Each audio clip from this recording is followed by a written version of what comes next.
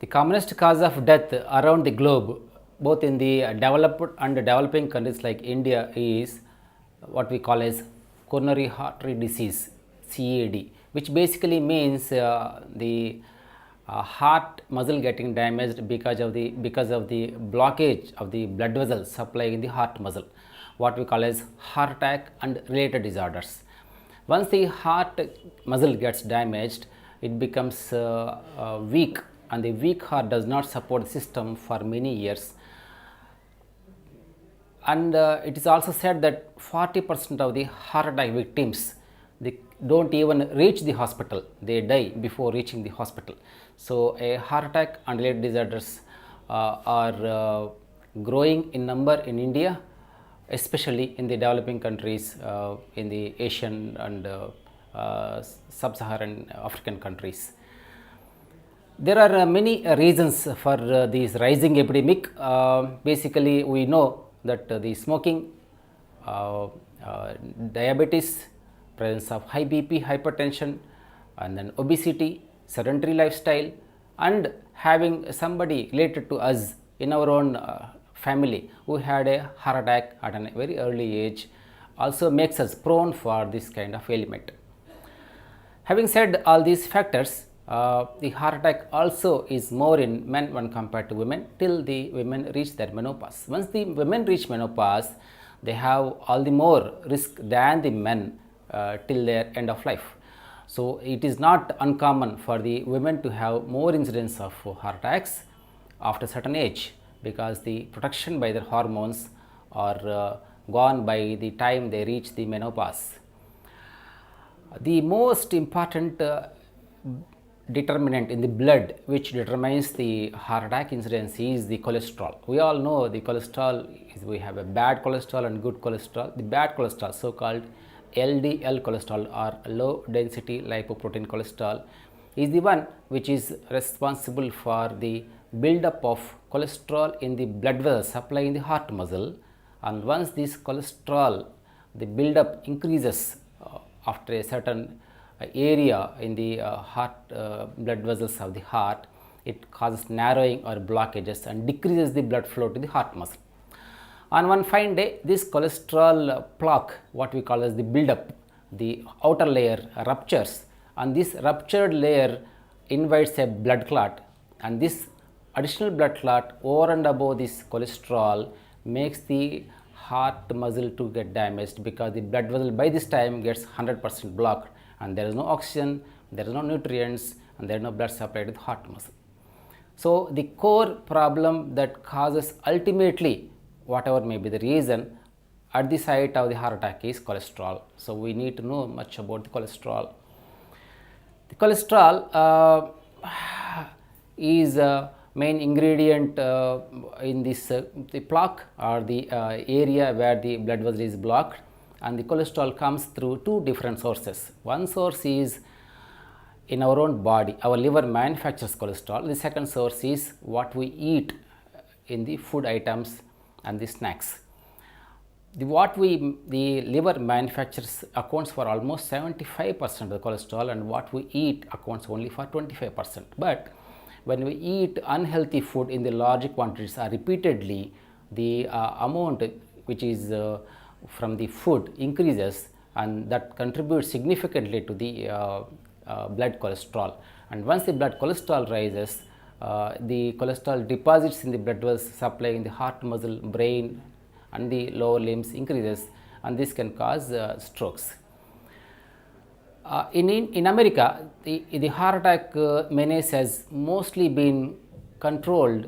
Basically, the average cholesterol levels of the country has fallen by about 10 to 15% in the last 3 to 4 decades, and that's the reason that in American advanced countries the heart attack incidence has come down. In us, we need to control the cholesterol. We need to recognize the fact that the faulty food is one of the most important factors. So we need to eat the ideal food, the food without much of snacks, oily stuff, and the food that is not boiled in the oil, the food which is not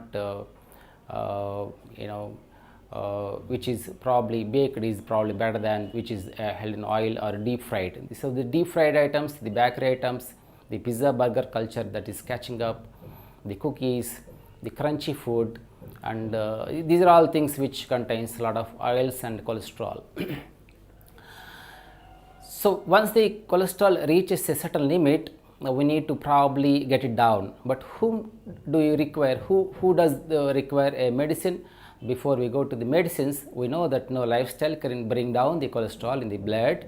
Lifestyle in sense that a rigorous walking to 40-45 minutes, maintaining an ideal body weight, quitting smoking, and then being active even at the workplace. So most of us or few of us may do an active exercise on a daily regular basis, but once we go to the office, clinic, or to our place of where we work, we are mostly chair bound, which is again causing the problems of these problems. So and then we may require, as doctors may advise to take a medicine once the cholesterol reaches a level, but which person requires a cholesterol is again determined by multiple factors. For example, a person who had heart attack need to be kept on the cholesterol lowering tablets, what we call statins, whatever may be the levels of the cholesterol. Whereas a diabetic, in the same way, the diabetics also, the cholesterol need to be contained or decreased preferably by a tablet. Basically, the lifestyle or the food may not decrease the cholesterol to that extent, and the diabetics require to be diabetes cholesterol need to be contained to that levels as though they had a heart attack like. And the other people whom deserve a statin or a cholesterol lowering tablet is usually what we assess the risk of coronary artery disease in the next 10 years by some risk scores. So these risk scores, if there is a risk of having a heart attack in the next 10 years by 7.5% or more, your doctor may start a statin or a cholesterol lowering tablet. Less than the 7.5%, the doctor will take a call whether lifestyle modification alone will suffice, and if the lifestyle modification alone is not sufficient, cholesterol is high, if they also have some different other risk factors like hypertension, smoking, or a protein in the urine, or they are obese, or they have a family history of premature heart attack in one of their relatives, probably doctor may start a statin. Statins are one of the most important breakthroughs in the medical science. These are one of the safest medicines.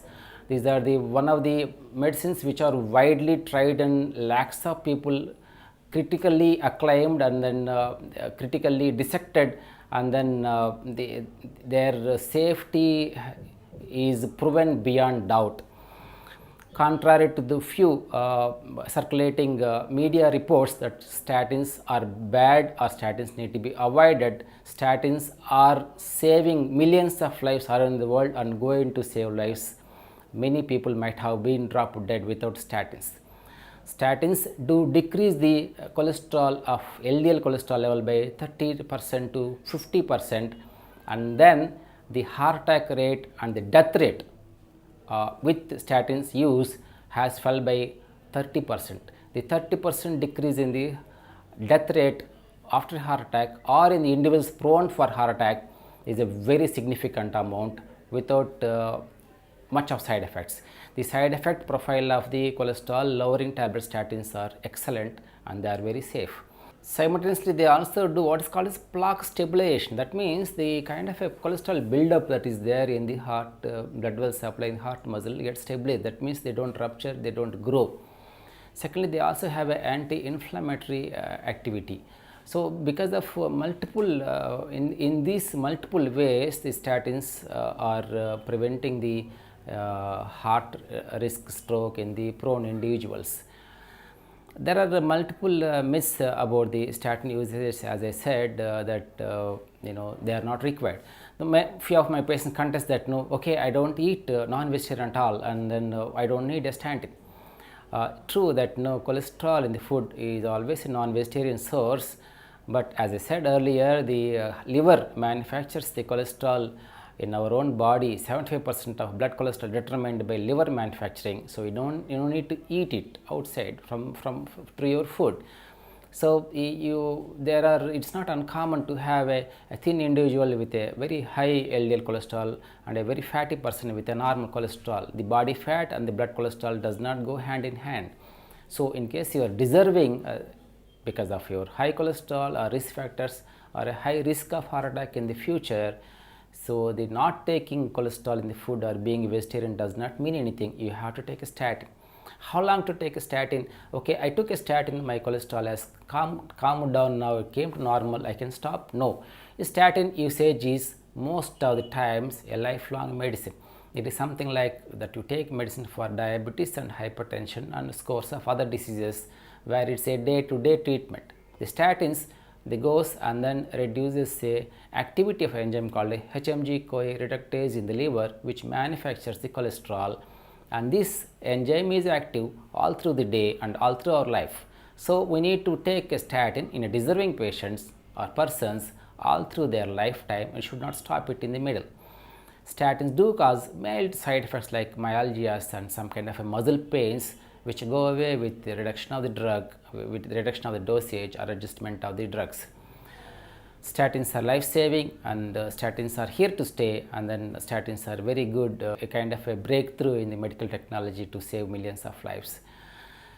The lifestyle modification cannot be underestimated, of course. We need to be active, we need to have an ideal body weight.